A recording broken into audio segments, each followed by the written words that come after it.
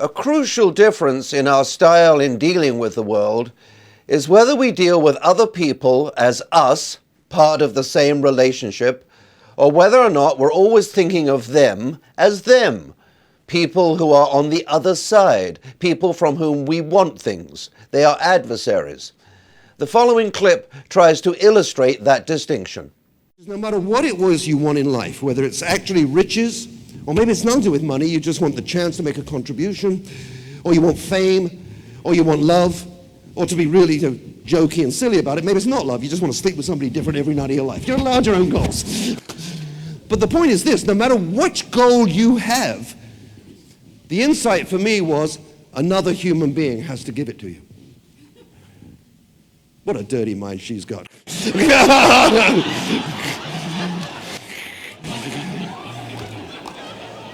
But are you with me on that point? It doesn't... If you think about that, unless you're Gauguin starving in Tahiti, right? Whether it's make a contribution, or it's money, or it's fame, or it's love, or anything else, the essence of it is you cannot get what you want unless other human beings willingly give you what you want. Are you with me? And that gives you one of two choices in life, which is the one question you then have to answer. Is a core question, regardless of what it is what I want in life. It's not about difference between being for profit or not for profit. That turns out not to be the essential difference. The essential difference is, do you know how to get another human being to give you what you want? And a lot of people view them as them. Silly sentence, but am I making my point? You know, clients are them, staff are them, headquarters, including Bill Novelli, is them. Everybody's them. And if you think all the time about them, my analysis is that you're likely to get less out of them if you're always thinking of them as them. If you create emotional distance between you and the other person that you want to get something from, then the likelihood they're going to give you what you want goes down. In other words, there's two ways of going through life. One is being good at relationships, otherwise known as romance. You ever heard of that, Alan? Yeah? In fact, let me do a test here.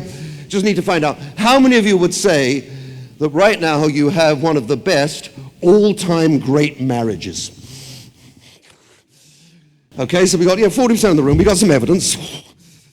Because my proposition to you is that everything we've talked about is about a fundamental human skill, which is how do I build a relationship with people, whether it's in the workplace or out of the workplace, so that they give me more of what I want.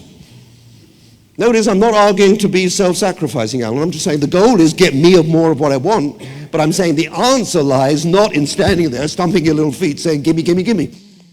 The answer lies in making people want to give you what you want because they're in a relationship with you. The activity you could engage in after listening to this clip is to think through what percentage of the time do you treat other people on a relationship basis, and what percentage of the time do you deal with them as them? And you might want to think about the different directions in which you are pointed. For example, how do you deal with clients according to those two categories? How do you deal with your subordinates according to those two categories? How do you deal with your colleagues according to those two categories? What percentage of your time are you spend in joint activities in relationships, and what percentage of your time are you spending in adversarial activities dealing with them?